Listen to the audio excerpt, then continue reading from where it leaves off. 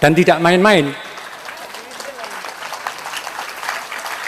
Kebijakan ini membuat sebuah negara superpower, negara Cina dipimpin Mao Zedong itu marah.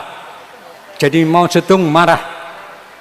Kalau Indonesia terus mengusir orang asing yang ada di Indonesia, maka kami dari negeri Tiongkok tidak segan-segan akan mengirimkan kapal perang ke Indonesia.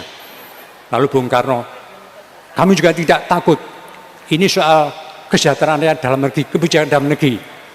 Maka silakan kalau berani, saya akan bertahan dan saya tidak akan menyerah, kata Bung Karno.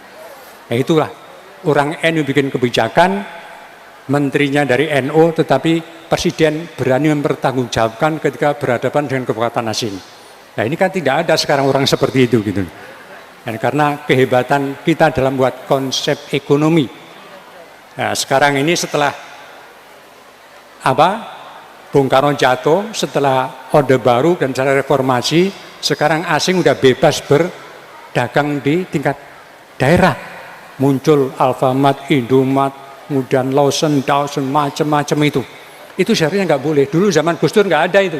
Gus Dur waktu jadi presiden nggak boleh itu. Alfa beroperasi di mana? Dibatas. Nah, sekarang marak di mana-mana dan sehingga mematikan usaha nasional kita. Bahkan terakhir masih mereka usul Alfamart dan Indomaret, usul pada pemerintah agar pedagang Madura itu ditutup, dibatasi, nggak boleh buka 24 jam itu. Nah, ini kalau ketahuan Mbak Wahab dulu pasti udah ngamuk Mbak Wahab itu, udah berjalan untuk membela. Nah, itu pentingnya NU ngurusi soal ekonomi, dan itu langsung Mbak Wahab sendiri mengkader orang yang bisa menjalankan kebijakan ekonomi di tingkat negara, tidak hanya untuk NU. Nah, banyaklah apa yang dicontohkan oleh Kiai Wahab. Dan Kiai Wahab ini punya banyak keutamaan, keunggulan tadi itu. Dan salah satunya adalah beliau ini mampu membaca situasi, tahu geopolitik. Ada suatu contoh ya. Nah, tadi itu diriwayatkan oleh Kiai Baidowi Adnan. Beliau itu adalah salah satu dulu jadi ajudannya Kiai Wahab waktu di Jakarta ketika beliau jadi Rois Am. Dan ini ada cerita lagi bahwa Kiai Wahab itu juga punya kemampuan besar untuk membaca situasi geopolitik. Tahun 60 beliau diajak oleh Bung Karno ke Amerika untuk menghadiri sidang umum Perserikatan Bangsa-Bangsa PBB. Nah, waktu itu karena dalam sidang umum maka banyak para petinggi negara, ada raja, ada presiden, perdana menteri, semua diberi kesempatan pidato di depan majelis umum itu. Semua pidato dan semuanya mengutarakan isinya. Kemudian Bung Karno mendengar, menyimak, termasuk Kiai Wahab. Lalu Bung Karno mengatakan, waduh, kok semua isinya sama, seperti yang saya siapkan pidato saya ini.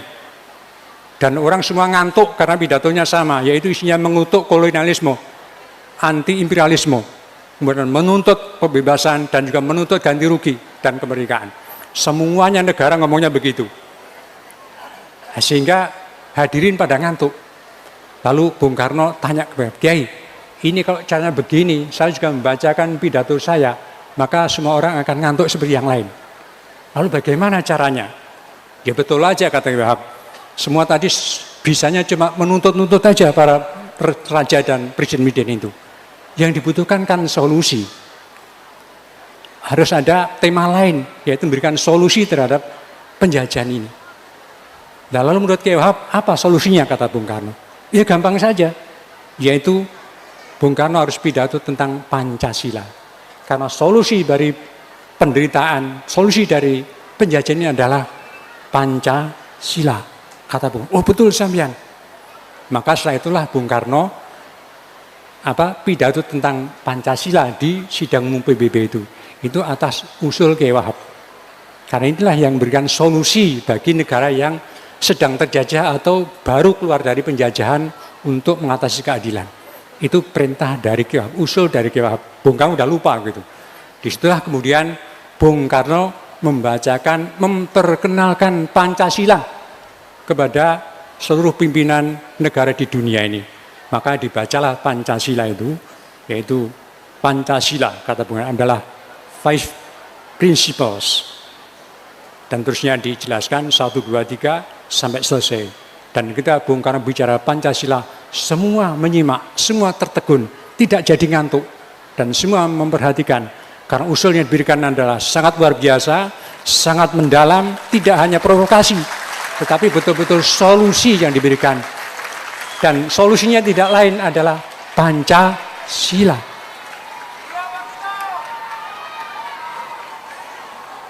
Dan ini insya Allah riwayatnya mutawatir, karena yang meriwayatkan ada Kiai Haji Mas Duki dari Surabaya. Itu Kang Masnya Romo Kiai Miftahul Akhyar yang cerita. Beliau ceritanya dari Kiai Wahab sendiri. Nah, artinya apa? Bahwa Kiai Wahab itu bisa membaca situasi yang Bung Karno sendiri tidak bisa membaca. Tidak tahu solusinya apa ketika orang udah jenuh di sidang umum PBB itu. Tapi Kiai Wahab tahu apa solusinya. Dan apa yang diinginkan oleh mereka itu bisa membaca. Nah, inilah salah satu keutamaan dari Kiai Haji Wahab Hasbullah. Dan beliau adalah pemimpin besar yang sampai akhir hayatnya. Tadi itu, kenapa kita perlu mengenali Kiai Wahab? Karena kita ini selalu mengambil referensi dari orang lain. Tidak tahu bahwa kita sudah punya referensi sendiri. Kiai Wahab sudah punya teori sendiri. Nah, inilah yang sedang disusun oleh Universitas Wahab Hasbullah, sedang bikin buku tentang pedoman berpolitik bernegara dari Kiai Wahab Hasbullah.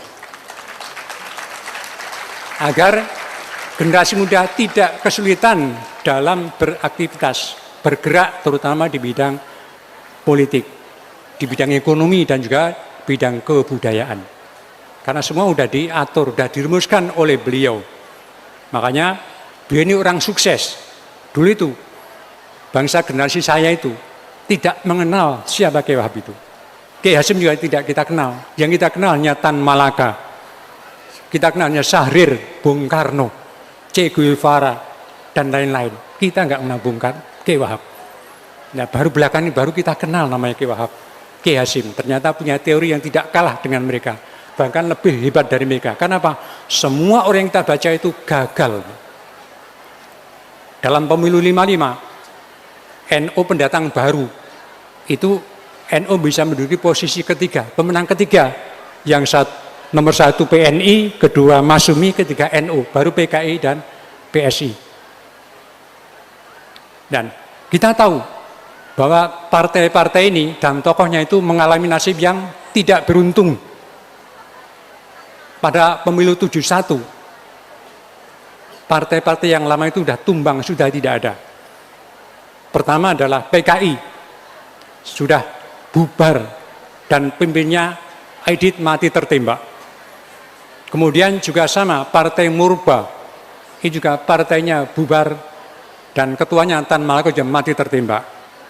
Kemudian PSI, Partai Sosialis yang orangnya hebat-hebat itu, partainya dibubarkan dan orangnya mati dalam penjara, namanya Syahrir itu.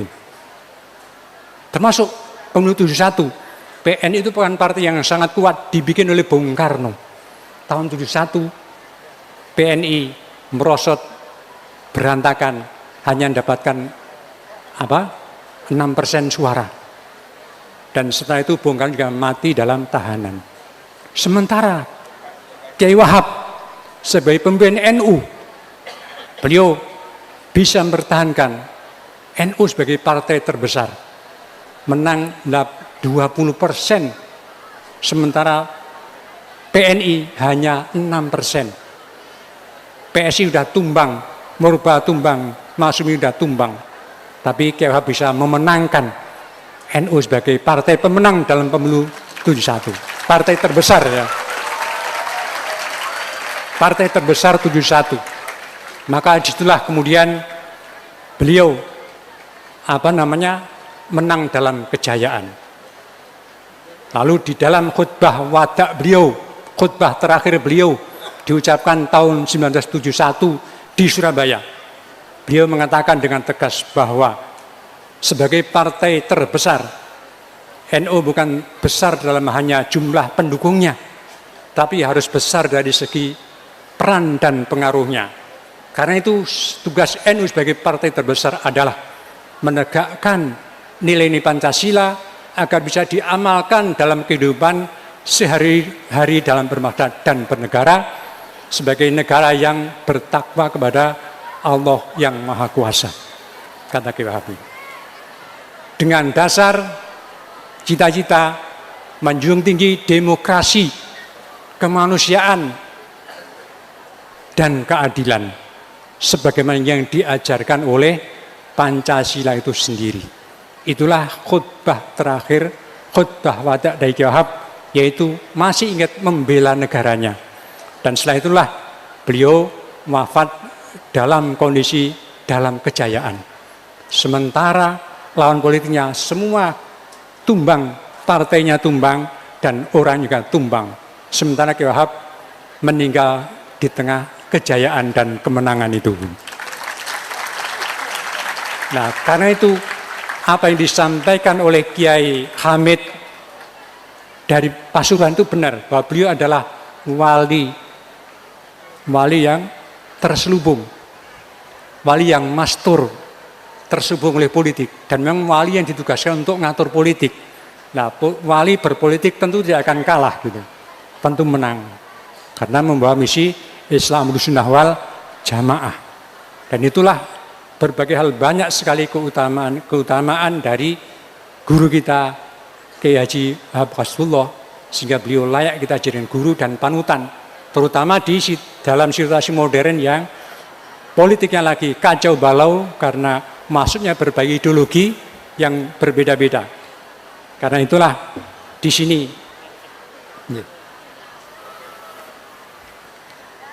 pentingnya kita mempelajari politik Kiai Wahab, terutama generasi baru, agar ke depan kita berpolitik punya tuntunan. Politik tidak asal-asalan, politik tidak boleh dengan tangan kosong, tetapi harus punya modal, punya tahu jurusnya, tahu kuda-kudanya, tahu strateginya, sebagaimana yang diajarkan oleh Kiai Wahab, sehingga kita berpolitik, bermasyarakat, dan juga berekonomi itu bisa punya pengaruh yang besar, tidak hanya pada Nahdlatul Ulama, tapi pada Republik Indonesia yang kita cintai ini. Dan itulah makanya Kiai Wahab itu menjadi kiai yang sangat disegani, baik oleh kawan maupun lawannya. Termasuk orang yang paling segan dengan Kiai Wahab adalah namanya Adam Malik.